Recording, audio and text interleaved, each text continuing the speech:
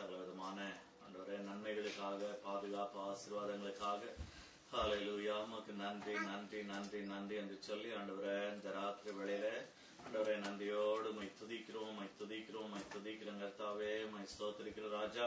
இதோ தேவர் இந்த வாரத்தினுடைய ஆண்டவரே இந்த நடு நாளிலே ஆண்டவருடைய சமூகத்துல இதோ தேவரின் நாங்கள் கூடி வரவும் உடைய வேத வசனங்களை நாங்க இதோ கர்த்தாவை கொஞ்ச நேரம் நாங்க யோசித்து பார்க்க, ஆராய்ந்து பார்க்க இதோ கர்த்தாவே ஆவியானவர் என்ன சொல்லுகிறீர். இதோ கர்த்தாவே அதோ கர்த்தாவே எங்களுக்கு முன் சென்ற வேத ஆசிரியர்கள் ஆண்டவரே இதோ கர்த்தாவே எங்களுக்கும் எங்களை விட இதோ தேவர் வரங்களையும் அறிவையும் பெற்றிருக்கக்கூடிய ஆண்டவரே இதோ கர்த்தாவே வல்லுநர்கள், ஞானிகள், இதோ கர்த்தாவே போதகர்கள் எல்லாம் என்ன சொல்றாங்க என்பதை குறித்து ஆண்டவரே நாங்கள் இந்த மாலை நேரத்துல பார்க்கும் பொழுது எங்களுடைய கர்த்தர் எங்களோடு கூட இருந்து ஹல்லேலூயா நீர் எங்களோடு கூட இருந்து ஆண்டவரே உம்முடைய வல்ல பிரசன்னத்தினால நீர் எங்களை நிரப்பி வேதம் கொடுத்த பரிசுத்த ஆவியானவர் இந்த வேளையில ஆண்டவரே இந்த இடம் முழுவதையும் நீங்க பொறுப்பெடுத்து எங்களுடைய சிந்தனைகளை பொறுப்பெடுத்துக் கொள்ளுங்க, எங்களுடைய செவிகளை பொறுப்பெடுத்துக் கொள்ளுங்க, எங்களுடைய இருதயத்தினுடைய நினைவுகளை பொறுப்பெடுத்துக் கொள்ளுங்க.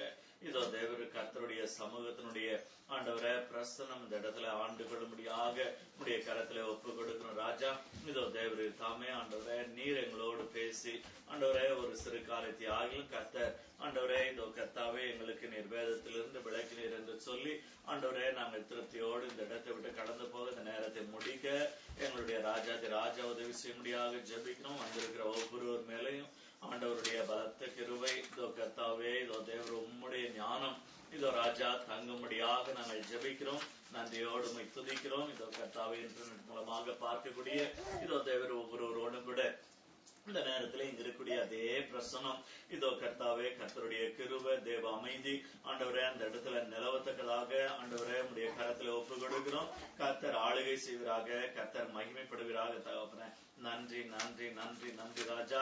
நன்றியோடு வேதத்தை நோக்கி பார்க்கிறோம், உம்மை நோக்கி நாங்கள் பார்க்கிறோம். கர்த்தர் மகிமைப்படுவராக. இதோ கர்த்தாவே இயேசுவை தேவனை அறிகிற அறிவுக்கு இதோ கர்த்தாவே விரோதமாக செயல்படுகிற ஆண்டவரே எல்லா பொல்லாத ஆவிகளையும் ஆண்டவரே எங்களுக்குள்ளாக சத்துரு விதைத்திருக்கக்கூடிய ஆண்டவரே நாங்கள் இடம் கொடுத்திருக்கக்கூடிய எல்லா எண்ணங்களையும் இயேசுவின் நாமத்தினாலே நாங்கள் கட்டி அப்புறப்படுத்தி இந்த வேளையில நாங்கள் ஜெபிக்கிறோம் ராஜா. இதோ கர்த்தாவே எல்லா தாழ்மையோடு கர்த்தருடைய வேத வசனத்தை ஆண்டவரே நோக்கி பார்க்க எங்களுடைய கர்த்தர் எங்களுக்கு உதவி செய்யுங்க. தொடர்ந்து கர்த்தர் மகிமைப்படுங்க, கர்த்தர் பெரிய காரியங்களை செய்யுங்க, கர்த்தர் ஆளுகை செய்வீராக. இயேசு கிறிஸ்துவின் மூலமே ஜெபிக்கிறோம் எங்கள் ஜீவனுள்ள நல்ல பிதாவே, ஆமென். 2 சாமுவேல் 2வது அதிகாரத்துக்கு நேராக நம்முடைய வேதத்தை திருப்பிக் கொள்வோம். 2 சாமுவேல் சாப்டர் 2.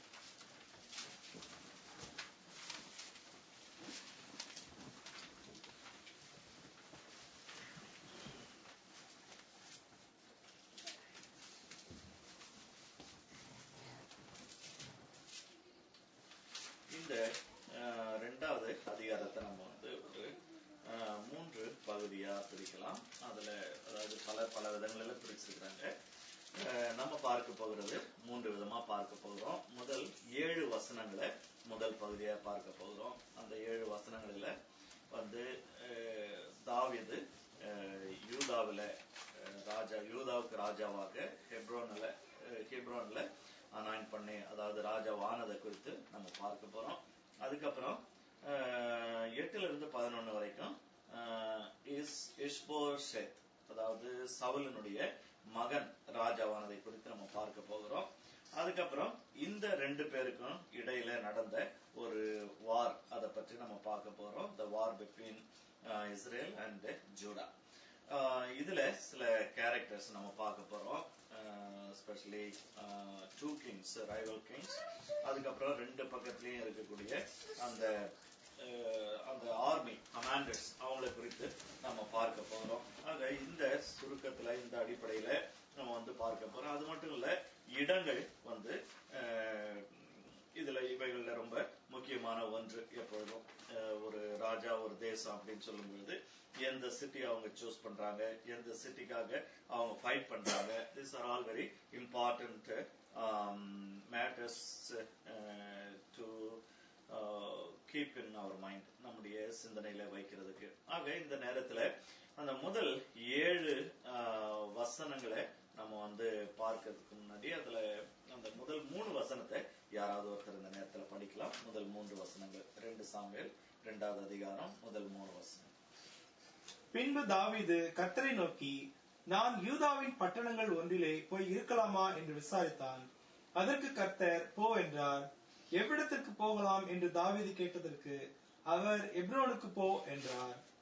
அப்படியே தாவீது தன் 2 மனைவிகளாகிய இஸ்ரேல் ஊராளாகிய அகினோவாவோடும் நாபாலின் மனைவியாயிருந்த கர்மேல் ஊராளாகிய அபிகாயிலோடும் கூட அவ்விடத்திற்கு போனான். அன்றியும் தன்னோடு இருந்த மனுஷரையும் அவர்கள் குடும்பங்களையும் கூட்டிக் கொண்டு போனான். அவர்கள் எப்ரோனின் சுற்றூர்களிலே குடியேறினார்கள். இப்போ டேவிட் அந்த பிலிஸ்டைன் சிட்டி ஆஃப் அந்த என்ன சிட்டி சிக்லாக்ல இருந்து இப்போ he is moving on to the original Israelite city. ஒரு இஸ்ரவேலுடைய பட்டணத்துக்குள்ள அவன் கடந்து வருகிறத நம்ம இந்த இடத்துல நம்ம பார்க்கிறோம். Actually it took about 7 years for David to be crowned as the king of the unified Israel. முழு அத 12 கோத்திரமும் அடங்கிய 12 tribes-உம் இன்க்ளூட் பண்ண அந்த யூனிஃபைடு இஸ்ரேல், அதாவது சவுல் கிங்கா இருந்த அந்த யூனிஃபைடு இஸ்ரேல்ல ராஜாவாகிறதுக்கு ஏறக்குறைய 7 வருஷத்துக்கு மேல 7.5 வருஷம் தாவீதுக்கு எடுத்துச்சு அப்படின்னு சொல்லிட்டு அந்த இடத்துல பாக்குறோம். பட் ஸ்டில் ஓவரால் பேசும்பொழுது அதுல அந்த அதாவது இந்த இஸ்போசேத் அப்படின்ற அந்த rival king usually people they don't talk about that, and they gave all the 40 years to David only. 40 வருஷத்தையும் தாவீது கொடுப்பாங்க. So simple to remember, Saul, David, Solomon 3 பேருமே equally they ruled the Israel for each 40 years. ஒவ்வொருத்தரும் 40 வருஷங்கள் அவங்க அரசாண்டாங்க அப்படின்னு சொல்லிட்டு நம்ம பாக்குறோம். ஆகினாலே இதுல பட் ஸ்டில் தாவீதுக்கு அது ஒரு 7.5 வருஷம் எடுத்துச்சு அப்படின்னு சொல்லிட்டு பாக்குறோம். So God according to the promise directed David's path. தாவீதுக்கு ஆண்டவர் ஒரு வாக்கு பண்ணியிருந்தாரு, ஏற்கனவே ராஜாவா அபிஷேகம் பண்ணியிருந்தாரு.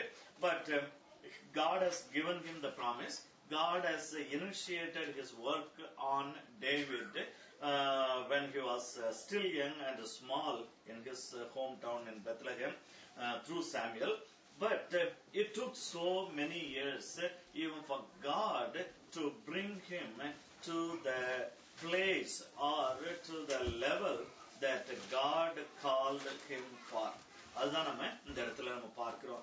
அழைத்த அழைப்பு என்று ஒன்று இருக்கிறது, அது நிறைவேறக்கூடிய அந்த ஒரு இடம். எதற்காக அவர் அழைத்தாரோ அந்த அழைப்புக்கு அதை அவனை கொண்டு போய் வைக்கிறதுக்கு so many வருஷங்கள், பல வருஷங்கள் எடுத்துச்சு அப்படின்னு சொல்லிட்டு நம்ம பார்க்கிறோம். சோ இந்த இடத்துல தாவீது, அதுதான் சவுலுக்கும் தாவீதுக்கும் இருக்கக்கூடிய ஒரு பெரிய ஒரு வித்தியாசம். ஆரம்பத்துல சவுல் கொஞ்சம் டிராக் பண்றவனா இருந்தாலும் அதுக்கப்புறம் then he tasted the happiness or all the great things he gets because he was the king. ஆக ராஜாவா இருக்கிறதுனுடைய அந்த ஒரு அதாவது மேலோட்டமான காரியங்கள் எல்லாம் சவுலுக்கு ரொம்ப சந்தோஷமானபடினால he was holding on to his position even after knowing that God has forsaken him.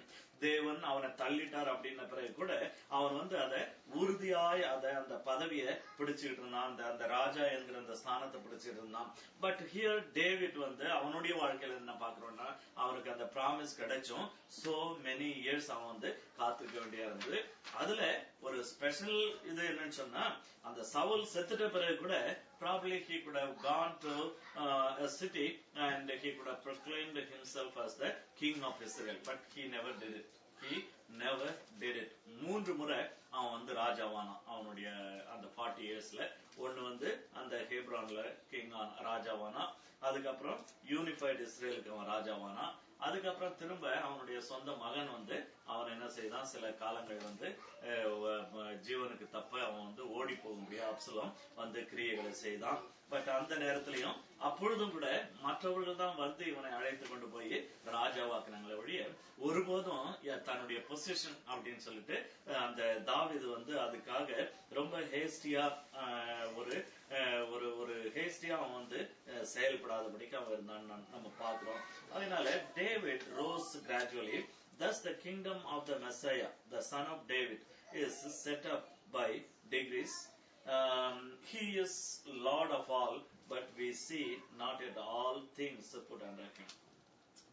அதாவது இதை அப்படியே கொண்டு வந்து ஆக்சுவலா Matthew Henry he does beautiful work in relating Jesus to the whole New Testament, Old Testament. இயேசு கிறிஸ்துவ பழைய பாட்டோட எல்லாத்தோடும் அவர் ஒப்பிட்டு பார்க்கிற அழகான ஒரு வேலையை செஞ்சிருக்காரு. அதனாலதான் வந்து even though it's a very old commentary, I do follow that. அதை ஃபாலோ பண்றோம். அந்த அதாவது அவங்களுடைய அந்த கரண்ட் கான்டெக்ட், ஏன்னா இன்னைக்கெல்லாம் வந்து இன்டர்பிரேஷன்ஸ் வந்து ரொம்ப கரண்ட் சிச்சுவேஷன், பொலிட்டிக்கல் சிச்சுவேஷன், அதுக்கு எதுக்கு ஏத்த மாதிரி செய்யறாங்க. But in those days particularly people like Matthew Henry, அவங்க வந்து அந்த நாட்கள்ல உலகம் கிறிஸ்தவம் எப்படி நடந்துட்டு இருந்துச்சு அதெல்லாம் வந்து உள்ள இணைக்கவே கிடையாது.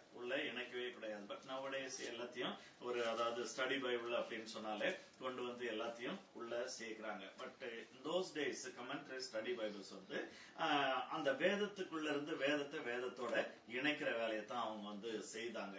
I prefer that. அத அந்த அப்படிப்பட்ட ஒரு இன்டர்பிரேஷன் நான் வந்து ப்ரிஃபர் பண்றேன். ஆகையினால அதை நான் ஃபாலோ பண்ணேன். சோ இதுல அவர் என்ன சொல்றாருன்னா, தாவீதுக்கு எப்படி ப்ராமிஸ் பண்ணப்பட்டது, and he was anointed also, but at the same time he was waiting for God to move, and he was waiting for God's time also. அப்ப அவனுக்குள்ள என்னன்னா, அவனுக்கு வந்து the way of God and the time of God அத பற்றி அவனுக்கு ஒரு நல்ல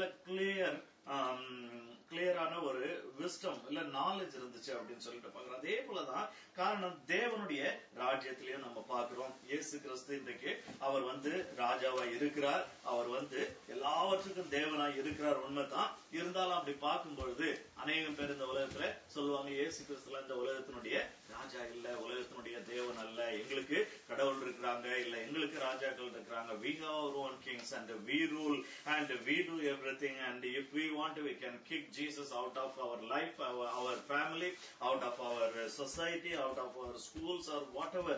But அதான் இது வந்து ஒரு கைண்ட் ஆஃப் ஒரு பாரடாக்ஸ் மாதிரி. ஒரு பக்கம் அப்படி இருக்கு, இன்னொரு பக்கம் சத்தியம் என்ன சொல்லுது, இயேசு கிறிஸ்து எல்லாவற்றுக்கும் மேலாக இன்றைக்கும் அவர் வந்து he is the Lord of all அப்படின்னு சொல்லிட்டு நம்ம பாக்குறோம். பட் என்னன்னு சொன்னா, அந்த பிசிக்கலா அதை பார்ப்பதற்கு ஒரு சர்டன் டைம் ஆண்டவர் வந்து குறிச்சு வச்சிருக்கிறாரு.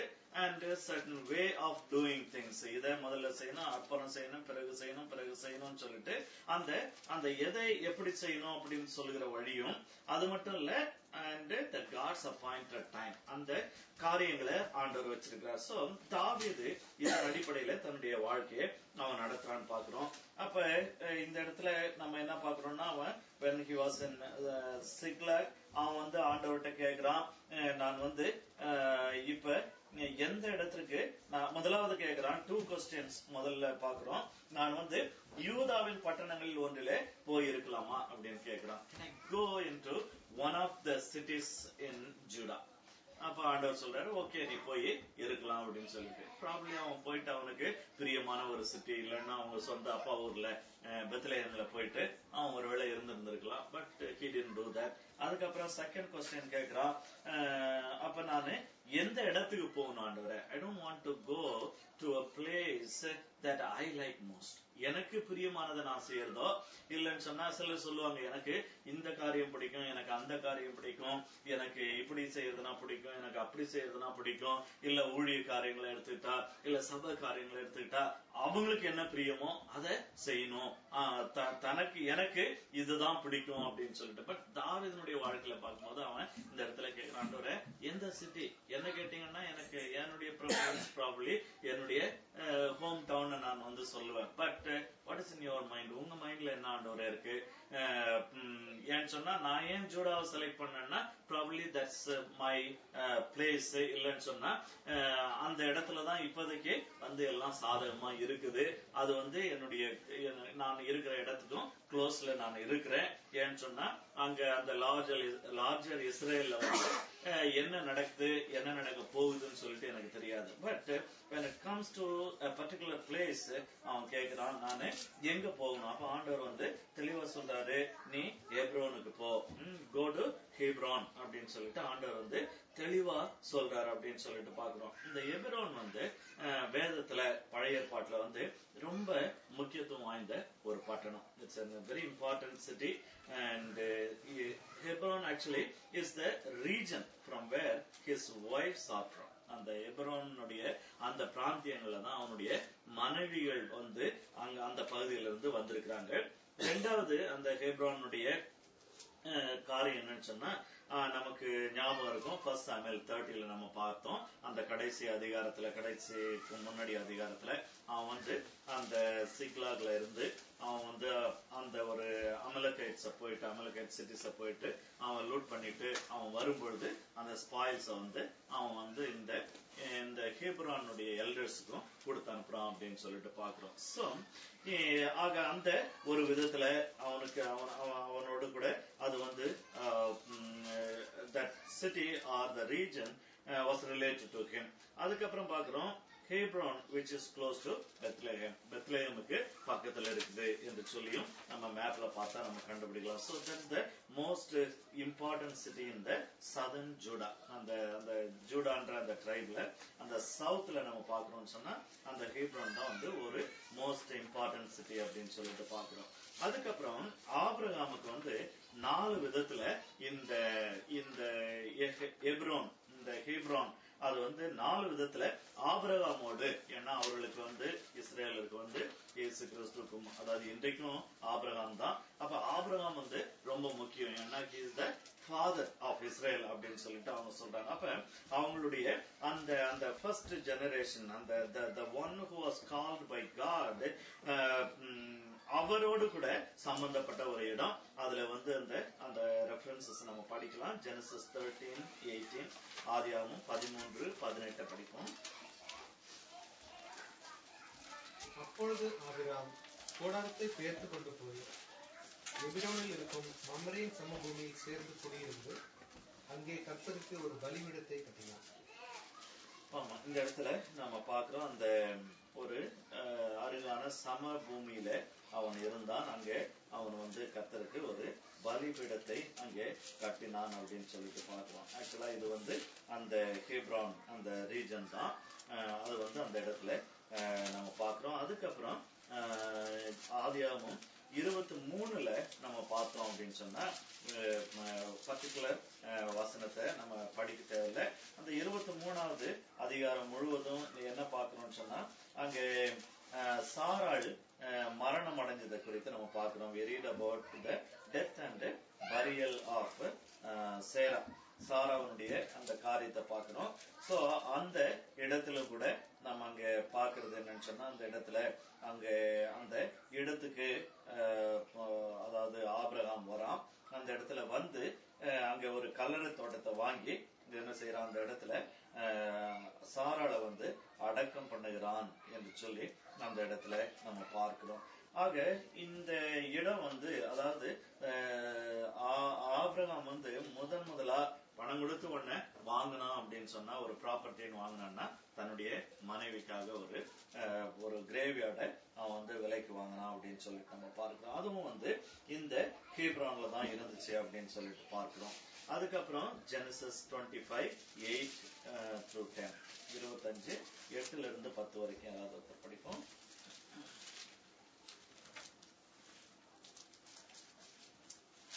ஆதியாகமம் 25:8-10.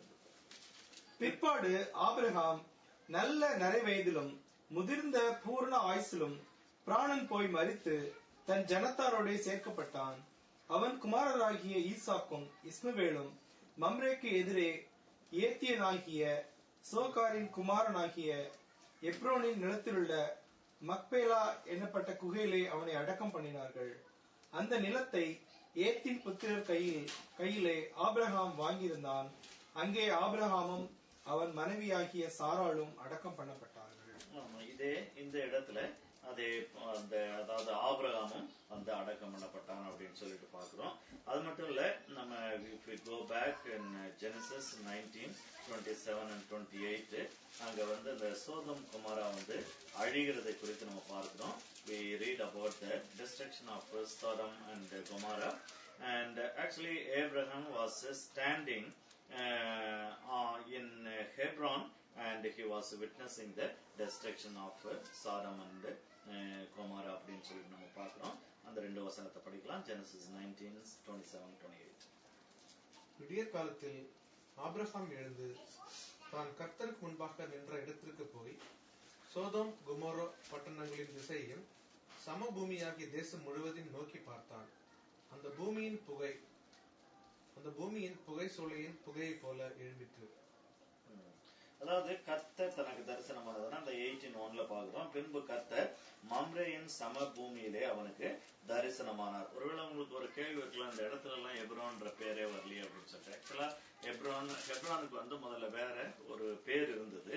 அதாவது அந்த இடத்தை வந்து அந்த எபிரோன் என்பவனுடைய கையில இருந்து அவன் வாங்குறான். ஆகையினால அந்த இடத்தை பின்னால வந்து they started calling that place as Hebron. ஆகையினால வந்து இந்த ஒரே இடத்தை தான் இந்த ரெஃபரன்ஸ் எல்லாமே வந்து குறிக்குது அப்படின்னு சொல்லிட்டு நம்ம பார்க்கிறோம். சரி, இந்த எபிரோன் இப்ப என்ன செய்யுதுன்னு சொன்னா, இப்ப நான் ஆபிரகாம் காலம் முடிஞ்சது, ஈசாக்கு யாக்கோபு காலம் முடிஞ்சிட்டு இப்ப எகிப்துல இருந்து என்ன செய்யறாங்க, எல்லாரும் திரும்ப இஸ்ரேலுக்கு போகும்பொழுது again Hebron takes important place. அது மட்டும் இல்ல, அந்த அவங்க வர்றதுக்கு 40 வருஷத்துக்கு முன்னாடி, அதாவது when the 12 spies visited the place, and one of the spies வந்து அந்த அதாவது காலேப் என்கிறவன் வந்து போய் பார்க்கிற இடம் எதுன்னு சொன்னா இந்த ஹெப்ரான். இந்த எபிரோனை அவன் போய் பார்க்கிறான் அப்படின்னு சொல்லிட்டு நம்ம பார்க்கிறோம்.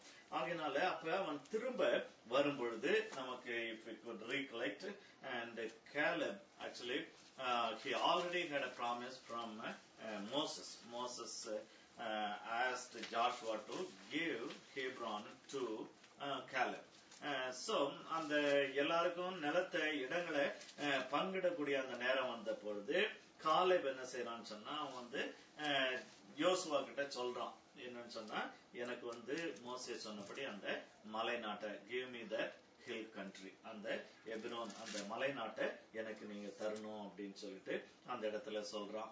ஏன்னு சொன்னா, ஒருவேளை ப்ராபபிளி ஜாஷ்வா வந்து காலேபுக்கு வந்து இப்ப 85 வயசாகுது.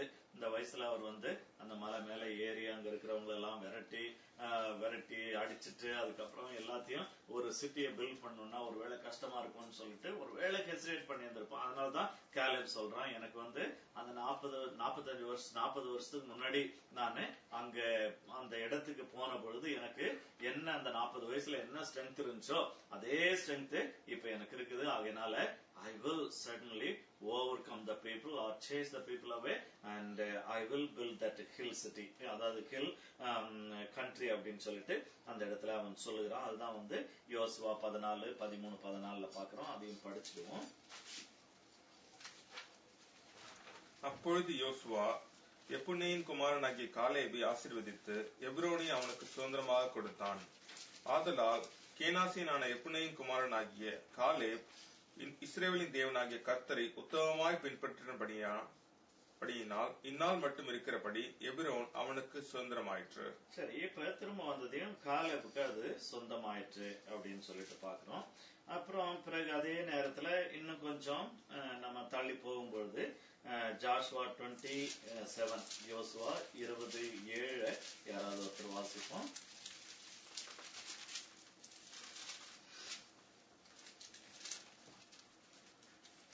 அவர்கள் நப்தலின் மலைதேசமான கலிலேயாவிலுள்ள கேதேசையும் எப்ராயிமின் மலை தேசத்திலுள்ள சீகேரையும் யூதாவின் மலை தேசத்திலுள்ள எப்ரோன் ஆகிய கிரியாத் அர்பாவையும் ஏற்படுத்தினார்கள். இது இங்கேயும் வந்து அந்த ரெஃபரன்ஸ் பாக்குறோம், எப்ரோனை குறித்த ரெஃபரன்ஸ் பாக்குறோம். நம்ம before we proceed, let's read 21:11 also, 21:11 அப்புறம் 13வது வசனத்தையும் சேர்த்து நம்ம படிப்போம். யூதாவின் மலை தேசத்தில் ஆனாக்கின் தகப்பனாகிய அர்பாவின் பட்டணமான எபிரோனையும் அதை சூழ்ந்த வெளி நிலங்களையும் அவர்களுக்கு கொடுத்தார்கள். இப்படியே கொலை செய்தவனுக்கு அடைக்கல பட்டணமாக ஆசாரியனாகிய ஆரோனின் குமாரருக்கு எபிரோனையும் அதன் வெளி நிலங்களையும் லிப்னாவையும் அதன் வெளி நிலங்களையும். சரி, இதுல என்ன பாக்குறோம் அப்படின்னு சொன்னா, நம்ம வந்து யோசுவாலாம் ரொம்ப நாள் ஆகுது அதை படிச்சு நம்ம, பட் ஸ்டில் அந்த ஜாஷுவால வந்து அந்த அதாவது அந்த அலாட் பண்ணும்பொழுது ரெண்டு முக்கியமான காரியத்தை பண்ணாங்க. அதுல அதாவது maybe 3 depending on how we look at those things. ஒன்னு வந்து ஆசரிப்பு கூடாரம் வந்து ஸ்தாபிக்கப்பட வேண்டிய இடம், அந்த டேபர்னக்கிள் எங்க வைக்கணும்.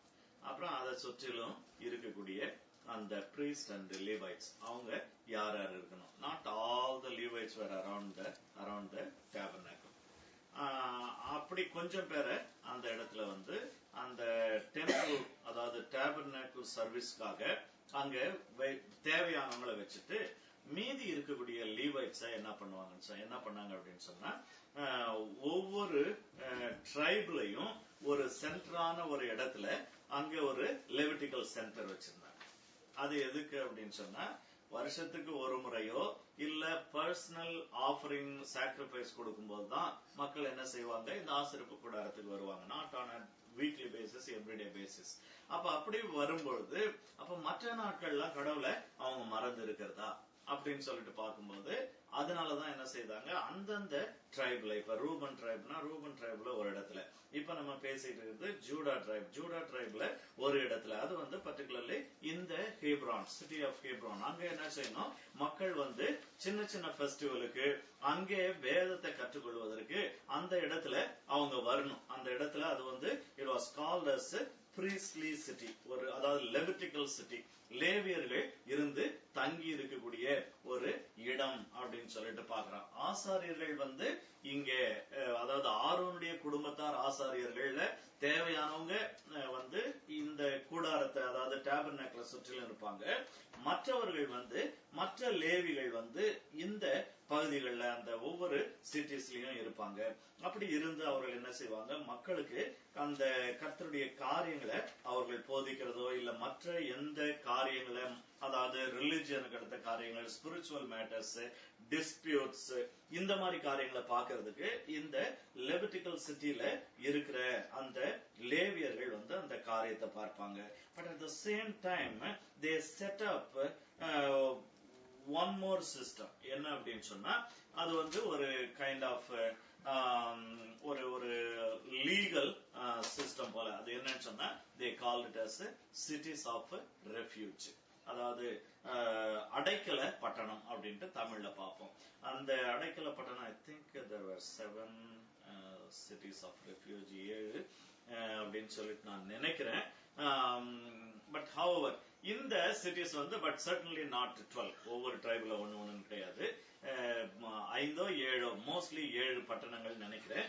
இந்த பட்டணங்கள் எதுக்கு அப்படின்னு சொன்னா, ப்ராபப்ளி அவங்க வந்து ஒரு ஒரு ஒரு டிஸ்டன்ஸ் எல்லாம் கால்குலேட் பண்ணி இந்த சிட்டிஸை வந்து அவங்க வந்து செஞ்சிருப்பாங்க. என்னன்னு சொன்னா, அதாவது ஒருவன் வந்து தெரியாம தவறுதலா ஒருவனை அடிச்சுட்டான், கொலை பண்ணிட்டான் அப்படின்னு சொன்னா, and that person he should run to that city, அந்த அந்த அந்த அடைக்கல பட்டணத்துக்கு அவன் வந்து ஓடி போகணும். ஒன்ஸ் அந்த அடைக்கல பட்டணத்துக்கு அவன் போயிட்டான் அப்படின்னு சொன்னா, அங்க இருக்கக்கூடிய அந்த லேவியன் வந்து அவனுக்கு வந்து ஒரு ரெஃப்யூஜ் கொடுக்கணும், ஸ்டேட்டஸ் கொடுக்கணும்.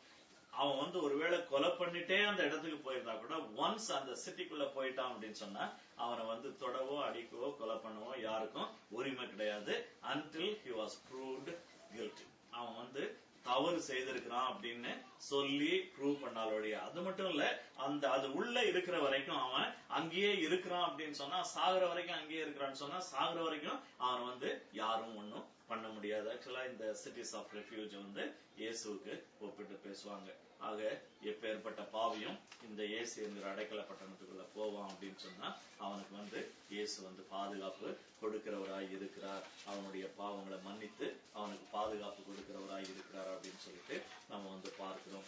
ஆக it was given to Caleb after conquest, and it was the city of refuge, and it was a Levitical city also. அதுக்கப்புறம் 2 சாமுவேல் 5:5 நம்ம பார்க்கிறோம். யாராவது ஒருத்தர் படிங்க. 2 சாமுவேல் 5:5.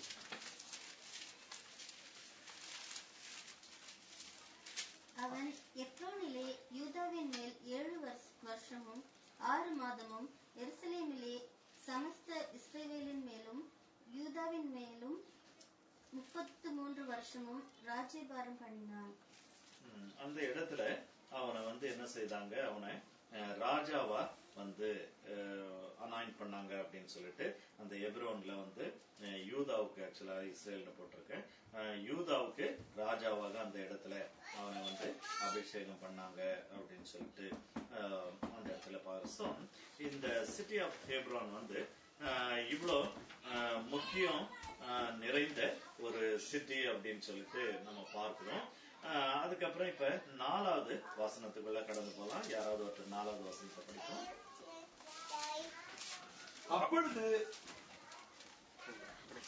அப்பொழுது யூதாவின் மனுஷர் வந்து அங்கே தாவீதை யூதா வம்சத்தாரின் மேல் ராஜாவாக அபிஷேகம் பண்ணினார்கள். கீலேயாத் தேசத்து யாபேஷின் மனுஷர் சவுலை அடக்கம் பண்ணினவர்கள் என்று அவர்கள் தாவீதுக்கு அறிவித்த போது, இங்க நம்ம என்ன பார்க்கிறோம்னு சொன்னா, அதாவது இந்த யூதாவினுடைய மனுஷர்கள் இப்ப என்ன செய்தான், தாவீது வந்து அந்த ஹெப்ரோன்ல போயிட்டு செட்டில் ஆயிருக்கிறான வழிய அவன் வந்து தன்னை ராஜா அப்படின்லாம் வந்து டிக்ளேர் பண்ணல, அவன் வந்து ஒன்னும் செய்யல. அப்படி செய்யாதபடிக்கு அவன் சும்மா அங்கதான் இருக்கிறான். இப்ப என்ன செய்யறாங்க, the people of Judah, the leaders and the elders of Judah, அவங்க என்ன செய்யறாங்க, இந்த தாவீதினிடத்துல அவங்க வராங்க அப்படின்னு சொல்லிட்டு பாக்குறோம். அதனால இங்க நம்ம நோட் பண்ண வேண்டிய ஒரு காரியம் என்னன்னு சொன்னா, ஆரம்பத்துல நம்ம அதை குறித்து நம்ம பார்த்தோம். And it seems Judah quickly decided to have David as their king rather than looking for someone from Saul's household. இப்ப வந்து யூதாவுல தாவீது இருக்கிறான். ஏன்னா ஏற்கனவே இஸ்ரவேலருக்கு எல்லாம் அந்த யூதாவை குறித்து கொஞ்சம் நல்லா தெரியும், அதாவது தாவீதை குறித்து கொஞ்சம் நல்லா தெரியும். ஏன்னு சொன்னா இந்த தாவீதை வந்து ஆண்டவருடைய ஃபேவர் அவன் மேல இருக்குது, அவன் ராஜாவாக போகிறான்னு சவுலுக்கு தெரிந்தபடினால இந்த தாவீதை கொலை பண்ணும்படியாக அவன் போனான். இந்த காரியங்கள் எல்லாம் அவர்களுக்கு தெரியும். அப்படி தெரிந்தபடினால என்ன செய்திருக்கிறாங்க அப்படின்னு சொன்னா, அவங்க வந்து they took a quick step to go to approach David rather than waiting or looking for someone from Saul's household. சவுலுடைய அந்த குடும்பத்திலிருந்து யாரோ ஒருத்தரைக்காக எதிர்பார்த்து இல்லாதபடிக்கு தாவீதினிடத்துல அவர்கள் வந்து அங்கே போயிட்டு அவனை வந்து ராஜாவாகும்படியாக அவர்கள் கேட்டார்கள் என்று சொல்லி அந்த இடத்துல நம்ம பார்க்கிறோம். ஆகையினால அந்த ராஜா, அதாவது தாவீதை கேட்டது மட்டும் இல்ல, தாவீதை வந்து ராஜாவாக அவர்கள் வந்து முடிசூட்டினாங்க அப்படின்னு சொல்லிட்டு நம்ம பார்க்கிறோம். அதனால இந்த during Saul's time itself Judah formed a separate wing of the army. அதாவது it was God's doing. யாராவது ஒருத்தர் 1 சாமுவேல் 11:8 வசனத்தை வாசிப்போம். 1 சாமுவேல் 11:8.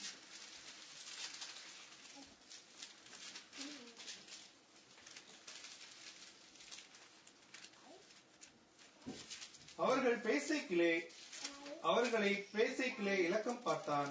இஸ்ரவேல் புத்திரரில் 3 லட்சம் பேரும் யூதா மனுஷரில் 30,000 பேரும் இருந்தார்கள். அதுக்கப்புறம் 15:4.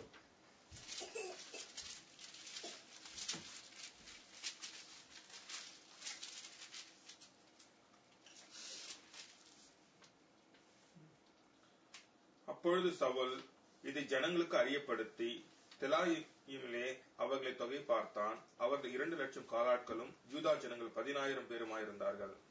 இந்த 2 ரெஃபரன்ஸ்லயும் என்ன பாக்குறோம்னு சொன்னா, அதாவது ஈவன் ஒரே நேஷனா இருக்கக்கூடிய அதுல வந்து அவங்க வந்து அந்த சென்சஸ் எடுக்கிறாங்க அப்படின்னு சொன்னாலும் கூட, இதுக்கு வந்து ஆரம்பத்திலேயே அப்பவே அவங்க வந்து இந்த யூதாவுக்கு மட்டும் ஒரு தனி சென்சஸ், அதுக்கப்புறம் மற்ற 11 ட்ரைப்ஸ்க்கு வந்து ஒரு தனி அப்படின்னு சொல்லி நம்ம பாக்குறோம். அதனால ஏற்கனவே அந்த அந்த ஆர்மிக்கு வந்து ஒரு யூதாவுக்கு வந்து ஒரு செப்பரேட் ஆர்மி விங் இருந்தது.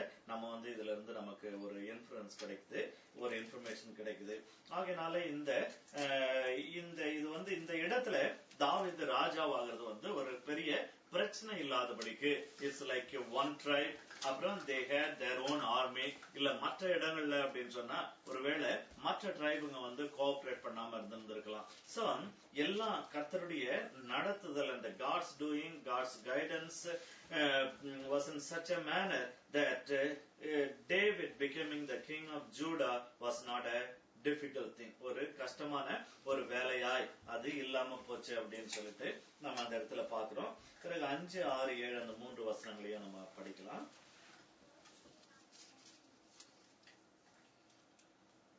தாவீது கீலேயா தேசத்து யாபேசின் மனுஷரிடத்தில் ஸ்தானாபதிகளை அனுப்பி, நீங்கள் உங்கள் ஆண்டவனாகிய சவுலுக்கு இந்த தயவை செய்து அவரை அடக்கம் பண்ணினபடியினாலே கர்த்தர் உங்களை ஆசீர்வதிப்பாராக. கர்த்தர் உங்களை கிருபையும் உண்மையுமாய் நடத்துவாராக. நீங்கள் இந்த காரியத்தை செய்தபடியினால் நானும் இந்த நன்மைக்கு தக்கதாக உங்களை நடத்துவேன். இப்போதும் நீங்கள் உங்கள் கைகளை திடப்படுத்திக் கொண்டு நல்ல சேவகராயிருங்கள். உங்கள் ஆண்டவனாகிய சவுல் மரித்த பின்பு யூதா வம்சத்தார் என்னை தங்கள் மேல் ராஜாவாக அபிஷேகம் பண்ணினார்கள் என்று அவர்களுக்கு சொல்ல சொன்னான். இது வந்து இந்த ஒரு பர்டிகுலர் குரூப் ஆஃப் பீப்புள், இந்த யூதாவிலேயே இவங்க கொஞ்சம் வித்தியாசமான கூட்டத்தார். என்ன அப்படின்னு சொன்னா வந்து சவுல் ராஜாவா இருக்கும் பொழுது அந்த சவுல் வந்து இந்த கீலேயாத் யாபேஸ் இந்த ஜனங்களுக்கு ஒரு ஃபேவர் பண்ணா. என்னன்னு சொன்னா இந்த இவங்களை ஐ திங்க் தாக்க வந்த அமலேக்கியரா இல்ல பெலிஸ்தியர், அதாவது இவங்களுக்கு ஒரு குறிப்பிட்ட கட்டத்துல இவங்களுடைய எதிரிகளை வந்து விரட்டி அடிச்சு ஒரு யுத்தம் பண்ணி இவர்களுக்கு ஒரு ஒரு ஃபேவர் பண்ணியிருந்தான் சால். ப்ராபப்லி சவுல் தன்னுடைய வாழ்க்கையில ஒரு ஃபேவர் பண்ணான்னா இந்த ஒரு காரியம், ஒரு நல்ல காரியம் பண்ணான்னா இந்த ஒரு காரியம், ஒருவேளை 1-2 காரியங்கள்ல. சோ இதன் நிமித்தமா இந்த கீலேயாத் யாபேஸ், அந்த கீலேயாத்தில் இருக்கக்கூடிய அந்த யாபேஸ் மக்கள் வந்து என்ன செய்யறாங்கன்னு சொன்னா, ஈவன் சவுல் போன, அதாவது அந்த சவுலுடைய மரணத்தை குறித்து பார்க்கும்போது பார்த்தோம், அவன் வந்து அவன் மரித்த பிறகு இந்த மக்கள் போய் என்ன செய்யறாங்க, சவுலுடைய சடலத்தை கொண்டு வந்து சவுலை வந்து அடக்கம் பண்ணினார்கள் அப்படின்னு சொல்லிட்டு பாக்குறோம். பட் தாவீது வந்து இத பொலிட்டிக்கலா எடுக்கல, ரைவலா எடுக்கல. தன்னுடைய ஜனம் தாம் மதிச்ச ஒரு ராஜாவுக்கு, ஆண்டவர் அபிஷேகம் பண்ணின ஒரு ராஜாவுக்கு ஒரு பெரிய ஃபேவர் பண்ணிருக்கிறாங்களே அப்படின்னு சொல்லிட்டு அவனுக்கு ஒரு பெரிய சந்தோஷம். அதனால 4வது வசனத்துல நம்ம வந்து பாக்குறோம், it was told to David that the people of Jabesh Gilead gave Saul a burial and David promised those people a due honor as a successor to Saul. இப்ப 5-7 வரைக்கும் இப்ப தாவீது என்ன சொல்றாங்கன்னா, இந்த யூதாவுக்குள்ளவேயே அந்த இடத்துல இந்த மக்கள் வந்து கைண்ட் ஆஃப் ஒரு இண்டிபெண்டா அவங்க ஃபங்க்ஷன் பண்றாங்க. எப்படி இஸ்ரவேலுக்குள்ள யூதா ஒரு ஆர்மிலாம் வச்சிருந்துச்சோ, இந்த மக்கள் வந்து அவங்களுக்குன்னு சொல்லிட்டு ஒரு சின்ன வாரியர் குரூப் அந்த மாதிரி வச்சுட்டு அவங்க வந்து இருந்திருக்கிறாங்க. சோ டேவிட் என்ன செய்யறான், ஏன்னா நான் இப்ப இந்த யூதாவுக்கு நான் வந்து ராஜா ஆயிட்டபடினால then I have to extend my rule and my kindness to those people also. ஏன்னா அவங்க நம்ம டெரிட்டரியில இருக்கிறாங்க அப்படின்னு சொல்லிட்டு தாவீது என்ன செய்யறான், அவர்களிடத்துல ஆட்கள் அனுப்பி, நீங்க செஞ்சது ரொம்ப நல்ல காரியம், ஐ டூ அப்ரிஷியேட் யூ, நான் அதுக்கேத்த ஒரு ஹானரை உங்களுக்கு நான் கொடுப்பேன். இப்ப என்னன்னா இந்த ஜூடா லீடர்ஸ் வந்து என்ன வந்து இப்ப கிங் ஆக்கியிருக்காங்க, நீங்க வந்து நீங்க எங்களோட நீங்க இணைந்து நீங்க செயல்பட்டா நல்லா இருக்கும் அப்படின்னு சொல்லிட்டு அந்த இடத்துல சொல்றான். ஃபார் அதாவது now therefore let your hands be strengthened and be valiant அப்படின்னு சொல்லிட்டு அந்த இடத்துல சொல்றாங்க. எங்களோட இருக்கும்படியாக உங்களுடைய கைகளை நீங்க கொஞ்சம் திடப்படுத்தீங்க அப்படின்னு சொல்லிட்டு சொல்றாங்க. தாவீது அந்த இடத்துல சொல்லுகிறான் அப்படின்னு சொல்லிட்டு பாக்குறோம். இப்ப பிரச்சனை என்னன்னா, அடுத்த வசனத்துலதான் அதனுடைய பிரச்சனை இருக்கு. அதாவது if at all Saul had some favorable people, or Saul's family had some favorable people or a favorable place, அது வந்து இந்த யாபேஸ்ல இருக்கக்கூடிய அந்த கிளையாத்தான் அப்படின்னு சொல்லிட்டு நம்ம பாக்குறோம். ஆகையினால now we move on to verses 8 through 11. நீங்க என்ன பாக்குறோம்னா தாவீது அதாவது சவுலனுடைய மகனாகிய எஸ்போசேத் வந்து ராஜாவாகிறான். எங்க ஆகுறான்னு சொன்னா இந்த இடத்துல ஆகுறான் அப்படின்னு சொல்லிட்டு பார்க்கிறோம். யாராவது ஒருத்தர் 8வது வசனத்தை படிப்போம். 8-9. சவுலின் படைத்தலைவனான நேரின் குமாரனாகிய அப்னேர் சவுலின் குமாரனாகிய இஸ்போசேத்தை மக்னாயிமுக்கு அழைத்துக் கொண்டு போய் அவனை கீலேயாத்தின் மேலும் அஷூரியர் மேலும் இஸ்ரேலின் மேலும் எப்ராயிமின் மேலும் பென்யமீனின் மேலும் இஸ்ரவேல் அனைத்தின் மேலும் ராஜாவாக்கினான். இப்ப என்ன பார்க்கிறோம்னு சொன்னா இந்த ஆப்னர் அப்படின்னு சொல்லிட்டு ஒருத்தன் அவன் யாருன்னு சொன்னா சால் வாஸ் அலைவ் அவனுடைய கமாண்டருடைய சன் ஆர்மி கமாண்டருடைய சன் அப்படின்னு சொல்லிட்டு பாக்குறோம். இப்ப அந்த ஆர்மி கமாண்டர் இல்லாதபடினால இப்ப சன்னு டேக் ஓவர் பண்றான். இப்ப சோ டெக்னிக்கலி பார்த்தா ஒரு பொலிட்டிக்கல் லீடர் போன உடனே ஒரு மிலிட்டரி லீடர் டேக் ஓவர் பண்ணுவாங்க. மிலிட்டரி லீடர் இல்ல அப்படின்னும் பொழுது ஆட்டோமேட்டிக்கா கிங் சன்னோ இல்லன்னு சொன்னா மிலிட்டரி லீடருடைய சன்னோ டேக் ஓவர் பண்ணும். So probably king son he was a passive guy. இல்லன்னு சொன்னா he never wanted to do anything. இல்ல அவன் ராஜாவாக அவனுக்கு விருப்பம் இல்லையோ என்னவோ டேவிடுக்கு ஃபேவர் பண்றதுக்காக. So the king's son didn't take an initiation, but the commander's son took initiation. அப்படி எடுத்துட்டு என்ன செய்யறான்னு சொன்னா இந்த எஸ்போசேத்தை இந்த இடத்துக்கு அவன் கொண்டு வருகிறான் அப்படின்னு சொல்லிட்டு நம்ம பார்க்கிறோம். அந்த இடத்துல அங்க கொண்டு வந்துட்டு அவங்க அந்த இடத்துல இவனை ராஜாவாக இஸ்ரவேலின் மேல் ராஜாவாக அங்க வைக்கிறான் அப்படின்னு சொல்லிட்டு நம்ம பார்க்கிறோம். சோ இப்ப இதுல என்ன அப்படின்னு சொன்னா the name Ishbosheth is not found in Saul's genealogy listed in 1 Chronicles 8:33. 1 நாளாகமம் 8:33. யாராவது ஒருத்தர் படிக்கலாம்.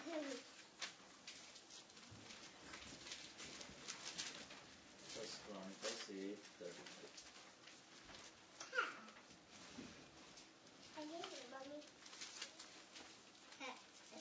நேர் கீஸை பெற்றான், கீஸ் சவுலை பெற்றான், சவுல் யோனத்தானையும் மல்கிசூவாவையும் அபினதாபையும் எஸ்பாலையும் பெற்றான். இதுல சவுலினுடைய மகன்கள்ல இந்த பேர் இல்ல. அதே போல the same kind of reference 9:39 9:39.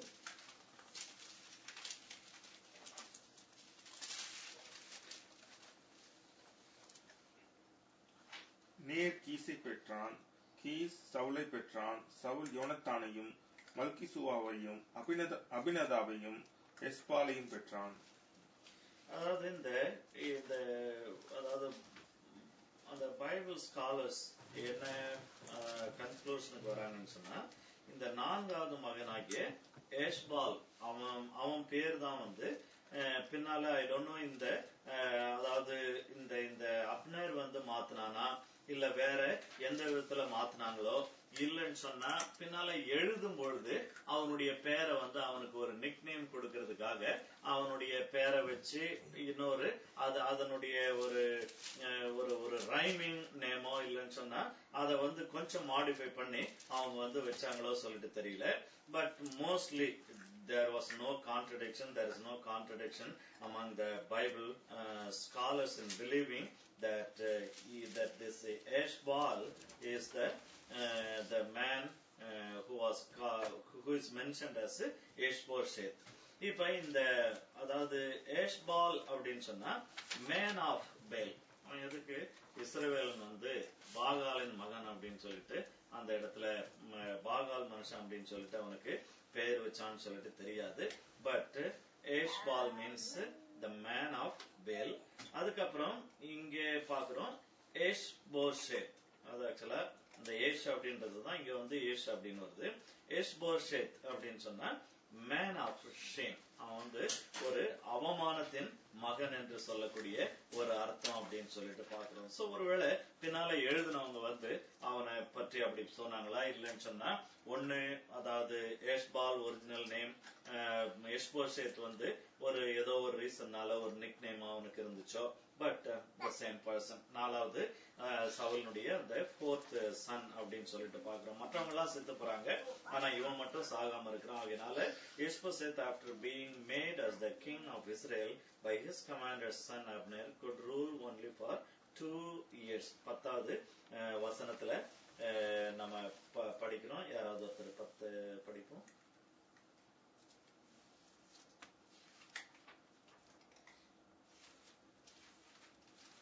சவுலின் குமாரனாகிய இஸ்போசேத் இஸ்ரவேலின் மேல் ராஜாவாகிற போது 40 வயதாய் இருந்தான்.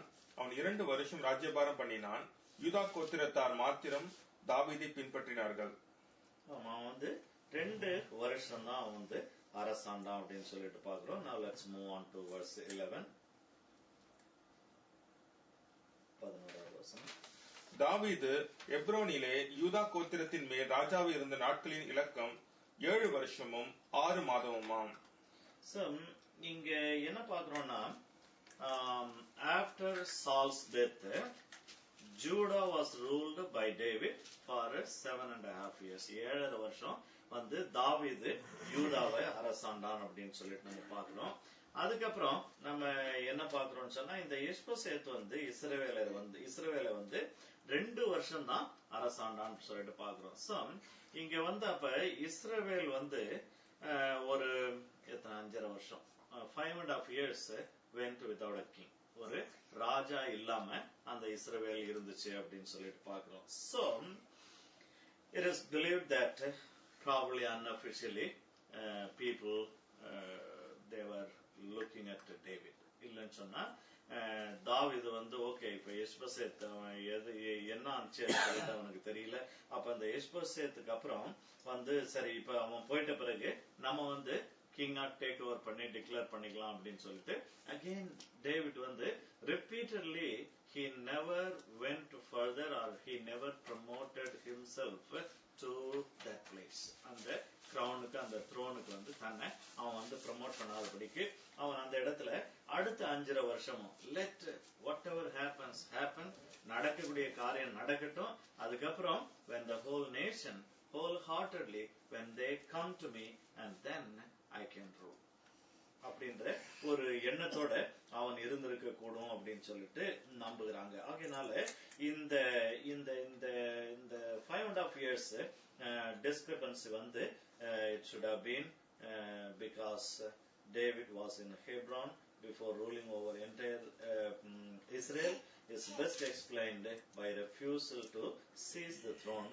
He was content to wait until the people came to him, confirming God's anointing and timing. ஆக தேவன் தன்னை அழைத்தார் அப்படின்னு சொன்னா இவன் போயிட்டு தன்னை டிக்ளேர் பண்ண வேண்டிய அவசியம் இல்லை. But the people would come to him. ஜனங்கள் என்னிடத்துல வரணும். அதனால யூதாவிலேயும் தன்னை ராஜாவா அவன் ப்ரொபோஸ் பண்ணல, ப்ரொஜெக்ட் பண்ணல. அவன் வந்து மக்கள் தான் அவனை வந்து அழைத்தாங்க. அதே போல தாவீதனுடைய அதாவது இந்த இந்த இஸ்ரவேல் முழுவதுக்கும் ராஜாவாகிறதையும் நம்ம பார்க்கிறோம். அந்த 5.5 வருஷம் அது வந்து there were so many things happened. அதுக்கப்புறம் முழு இஸ்ரவேலும் வந்து ராஜாவாகும்படியாக தாவீதை வந்து அனாயின் பண்ணாங்க அப்படின்னு சொல்லிட்டு நம்ம பார்க்கிறோம். சரி, இப்ப இந்த 2.5 yearsல நடந்த ஒரு வார பற்றி நம்ம பார்த்து முடிப்போம். Even though there are so many verses, we are not going to stay too long or we don't have much to look into that. அதுல என்ன பார்க்கிறோம்னா 12ல இருந்து 32 வரைக்கும். இதுல வந்து யாராவது ஒருத்தர் 13வது 12, 13 2 வசனத்தையும் படிக்கலாம். நேரின் குமாரனாகிய அப்னேர் சவுலின் குமாரனாகிய இஸ்போசேத்தின் சேவகரை கூட்டிக் கொண்டு மக்னாயிமில் இருந்து கிபியோனுக்கு புறப்பட்டு போனான். அப்பொழுது செரியாவின் குமாரனாகிய யோவாபும் தாவீதின் சேவகரும் புறப்பட்டு போய் கிபியோனின் சோளத்தண்டையில் ஒருவருக்கொருவர் எதிர்பட்டு குளத்திற்கு அந்த பக்கத்தில் அவர்களும் குளத்திற்கு இந்த பக்கத்தில் இவர்களும் இறங்கினார்கள். இங்க என்ன பார்க்கிறோம்னு சொன்னா they were gathering for a war. ஒரு யுத்தத்துக்காக அவங்க புறப்படுறாங்க. அந்த இஸ்ரேல் சைடுல வந்து ஆப்னர் as the commander or the leading person in that army. இந்த பக்கத்துல we come to know about a person called Joab. யோவாப் என்கிற ஒரு மனுஷனை இந்த இடத்துல நம்ம பார்க்கிறோம். அந்த மனுஷனும் and then the servants of David, தாவீதினுடைய வேலைக்காரர்களும் இவங்க எல்லாம் போய் அந்த அந்த அதாவது பூல் ஆஃப் கிபியோன், அந்த கிபியோன் என்கிற அந்த அந்த குளத்தண்டையில அவங்க வந்து அந்த சைடுல ஒருத்தவங்களும் இந்த சைடுல ஒரு டீமும் வந்து அவர்கள் வந்து மீட் பண்றாங்க. இது வந்து அப்படி மீட் பண்ணும் பொழுது முதலாவது அவங்க வந்து they sat one on one side of the pool and the other on the other side. It's a kind of not a full blown enemy war.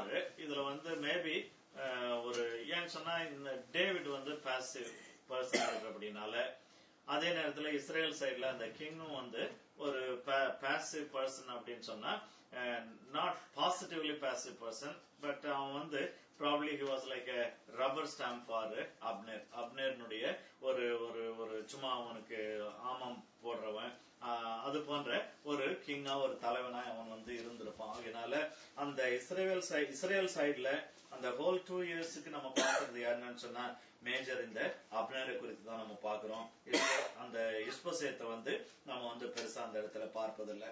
ஆகையினால இங்கே தாவீதும் அவனுடைய மக்களும் வந்து only if it is necessary we can go for war. Only if people are going to oppose us or wage war against us, then we can go for war. அந்த ஒரு பாலிசில இவங்க வந்து they play everything so cool at the pool of Gibeon. ஆகையினால இவங்க வந்து அந்த இடத்துல கொஞ்சம் கைண்ட் ஆஃப் செமி கேஷுவலா தான் அவங்க அந்த இடத்துல மீட் பண்றாங்க அப்படின்னு சொல்லிட்டு நம்ம பார்க்கிறோம். அதுக்கப்புறம் 14, 15, 16 3 வசனங்களை படிக்கலாம்.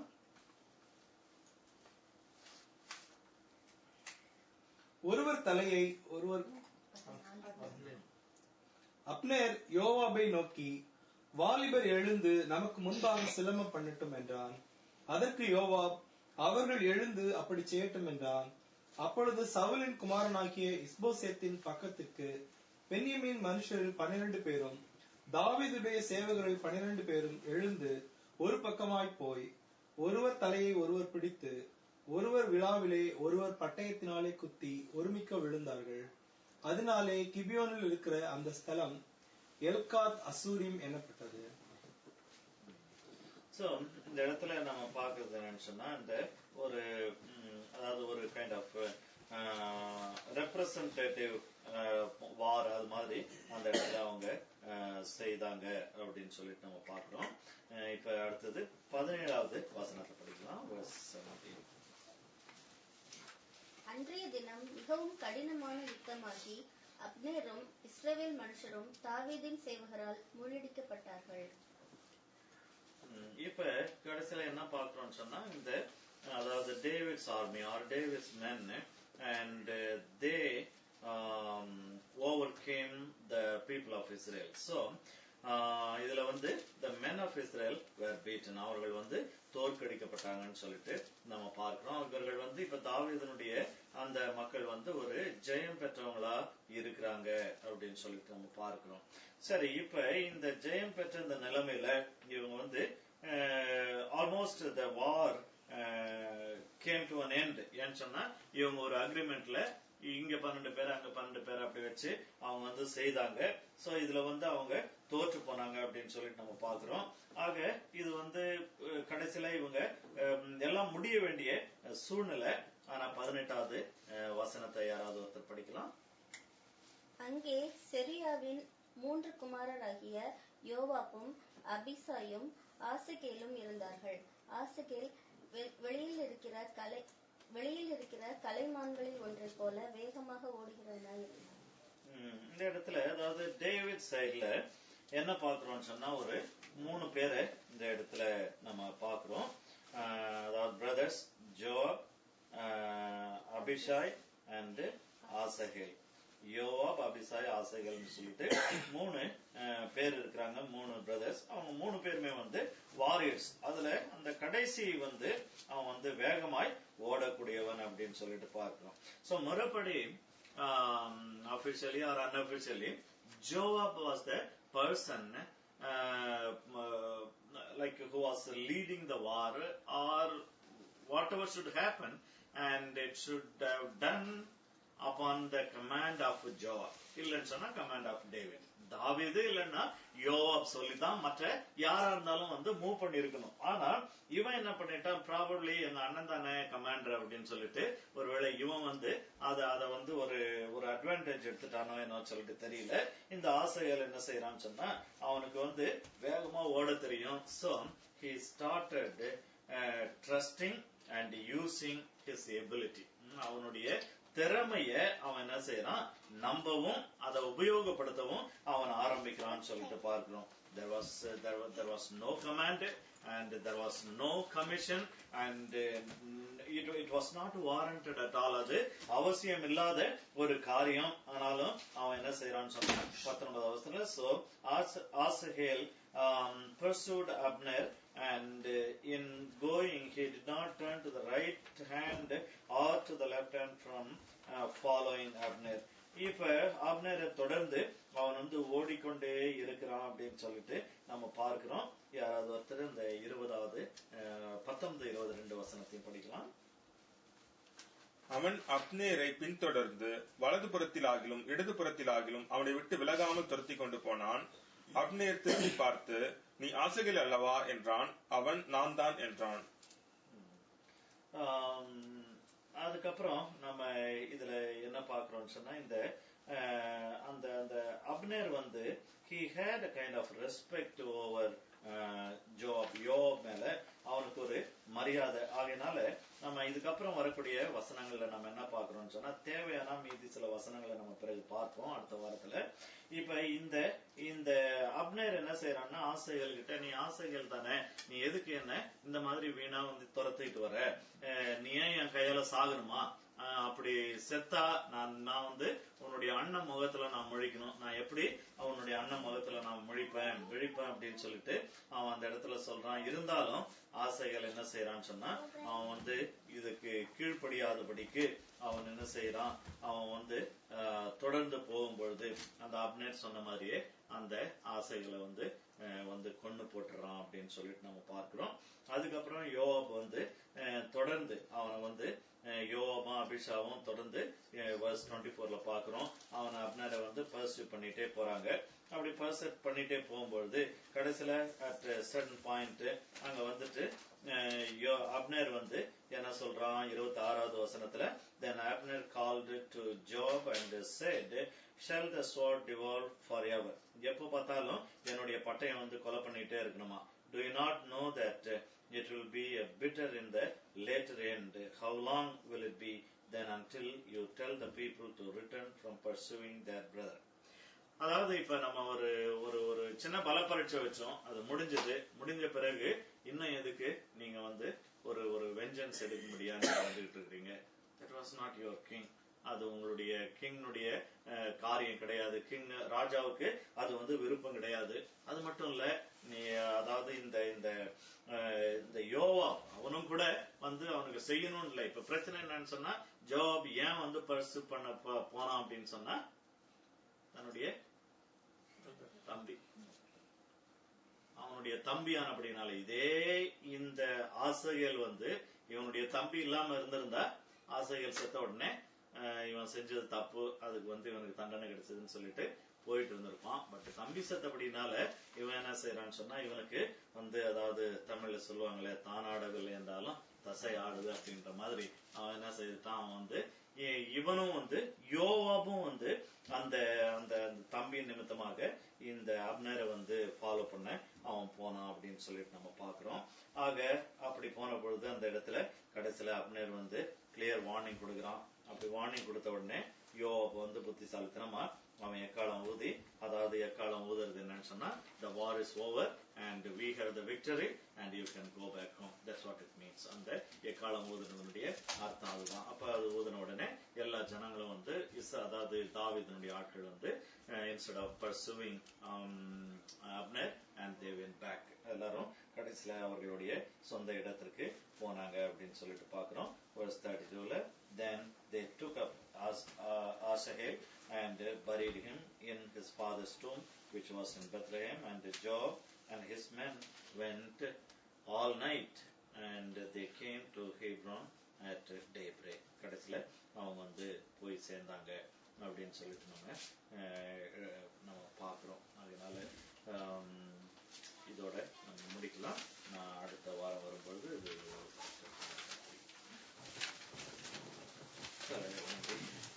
சமயத்தை வச்சிருப்போம். தாவீது குறித்து ஒரு பாசிட்டிவ் திங் பார்த்தோம்.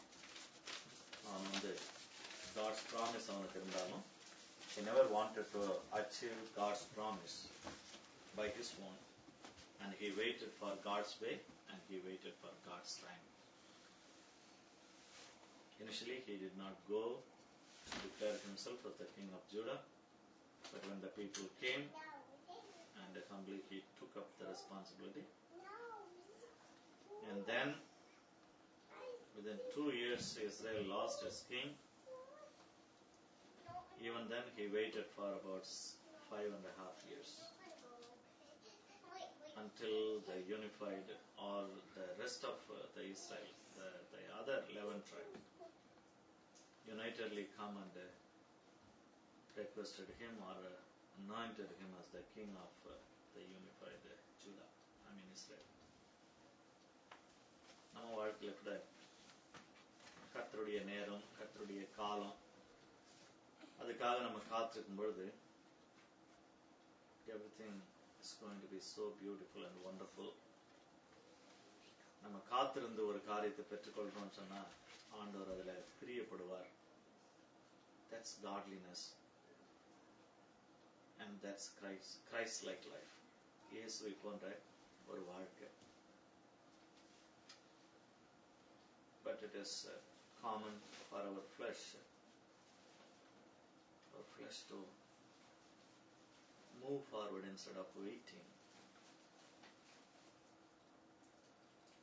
To achieve something in the flesh is something that we got as a promise from God. But let's make a decision and surrender ourselves. On the other hand, we have seen Asahel. He prolonged the ended war.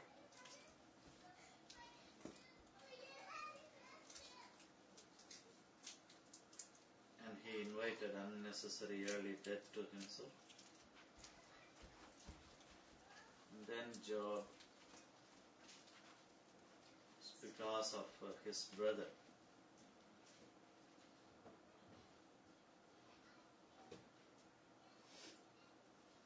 unnecessarily he tried to pursue the enemy, but wisely he stopped and he heeded to the warning by Abner.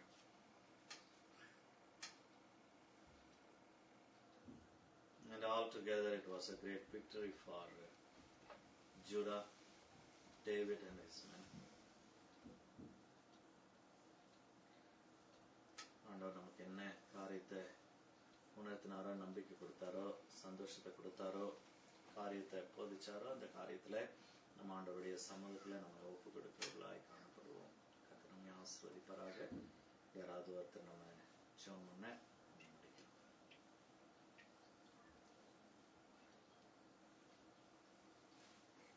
ஸ்தோத்திரம். நன்றி சொல்கிறேன். நன்றி ராஜாண்டரே சுவாமி அப்பா, இந்த கிருபை நேரத்திற்காக நன்றி செலுத்துகிறோம் தகப்பனே. ஆண்டரே சுவாமி, இதோ ஆண்டரே உடைய ஜீவனுள்ள வசனங்களை கத்தாவை நாங்கள் வாசிக்க, ஆண்டரே சுவாமி அப்பா நாங்கள் தியானிக்க கற்றுக் கொடுத்த கிருபைகளுக்காக நன்றி செலுத்துகிறோம் ராஜா.